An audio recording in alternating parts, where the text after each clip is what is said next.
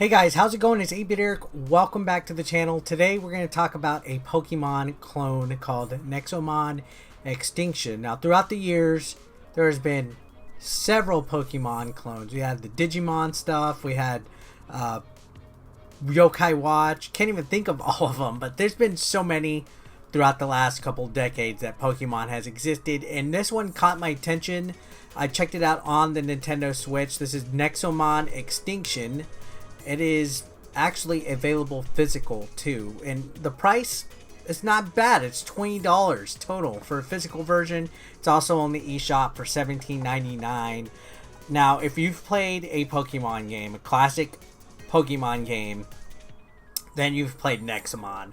This is pretty much one for one an exact carbon copy of Pokemon. So it says Nexomon Extinction is a return to classic monster caption games, complete with a brand new story, eccentric characters, and over 300 Nexomon to trap and tame. So there's 300 Nexomon, and just like in Pokemon, these Nexomon are different classes, stats, types of, like different types. You'll have like a ghost type, a fire type, a earth type, just the standard. They didn't really innovate on the formula. Sure, they added some here or there, different types. And you know what? It's actually amazing that they were able to create 300 different types of animals, considering how many Pokemon alone there are out there. And the fact that so many different companies can do Pokemon clones still to this day and come up with original stuff is pretty interesting. And I was like, you know what? I didn't play Sword and Shield. I've heard mixed reactions of it because it's like a more modernized 3D version of Pokemon. To me, I grew up playing Red and Blue. Those are the only two Pokemon games I really had experience with, so I'm missing out on the action, I guess, throughout the years. But this seemed like something that felt true to what I played in the past, so I wanted to go ahead and see how it compared and stuff.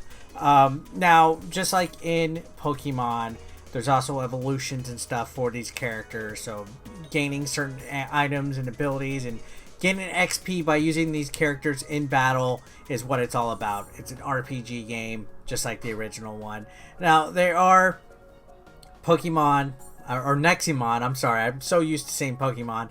Nexomon, just like in Pokemon, are hidden in bushes on the wild. So if you go through the field of play and you're going through the map, you'll see bushes shaking. You enter it, you enter a battle, and depending on how much you damage it, you can even feed the wild Nexomon to be able to capture them in the Nexomon traps. There's also different types of traps depending on what type of, Nexomon. Like, for example, if you're trying to catch a ghost one, if you use a ghost trap, it helps you out a little bit more. Pretty standard. You'll also find random trainers that are scattered throughout the thing that will challenge you to a duel, and you could compete against them and stuff like that. There's even like a trainers guild. It's the animations of the actual battles. It's turn-based battle. They're not too bad, actually. I think the graphical art style that they chose with this has that distinct retro feel. I like it. It feels like it's something. If this had Pokemon thrown on top of it, I would say this is a Pokemon game. The designs of the Nexomon themselves all look great. The character sprites, the animations of the battle, just everything all around looks really well done. I like how colorful the world map is as well. The sprites of the characters on the map, everything looks pretty good. And just like in other RPG games and Pokemon, there's a lot of different variety of locations to explore, like a snowy area, a water-like type of desert, and, a water-like area, a desert, other locations like that. So, not too bad. And some of these areas actually do have effects on your Nexomon, so certain characters are not as powerful in certain areas and stuff like that. So it's a little bit more depth than what you would think. And for $20, I would say this game definitely has a lot of value to it. You can't go wrong with paying $20 for a physical game nowadays. I know it's ridiculous to say that, but this more than meets the eye. Sure, it's a lower indie title, it's a lower budget indie title than what like a Pokemon might be, but I feel that they did a great job replicating such a successful formula. Is it cheap? Is it kind of like copyright infringement? I don't know. It's if it ain't broken, don't fix it. and replicate it. A lot of indies can benefit from replicating success in the past. Now, again, the world is huge. There's a lot of secrets. There's a lot of side quests to look at. You can go to NPCs, get assigned some side quests, and the story itself is actually pretty eccentric. The characters have a lot of personality, a lot of pizzazz. I actually thoroughly enjoyed playing through this. Now, the difficulty of this ain't too bad. There's not too hard of a learning curve.